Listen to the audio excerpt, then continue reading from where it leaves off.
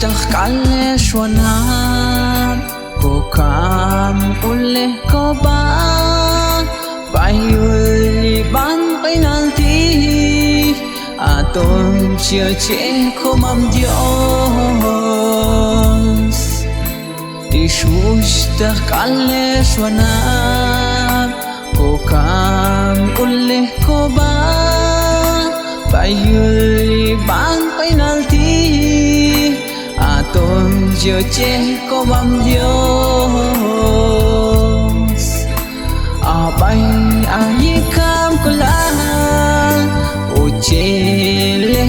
bail Aton Dioche comam Dios Aton Dioche comam Dios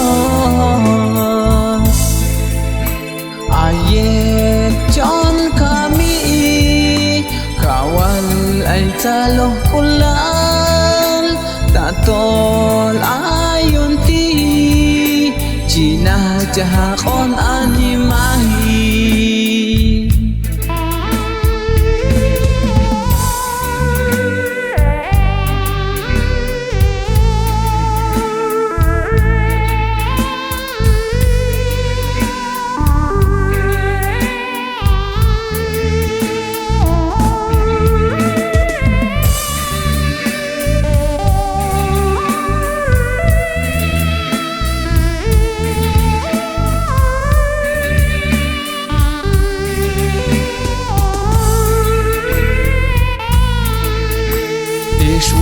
اشتاق على شونام كوكام كل كبا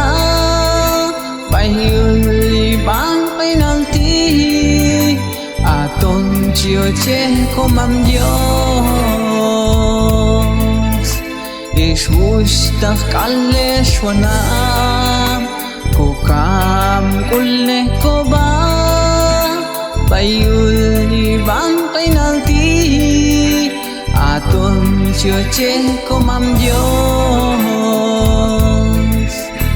Abay ayikam kulan Ochele bail Aton Dioche comam Dios Aton Dioche comam Dios Ayet chong kami Kawal ay talo kulan Tatol ayon ti Jinajahakon animal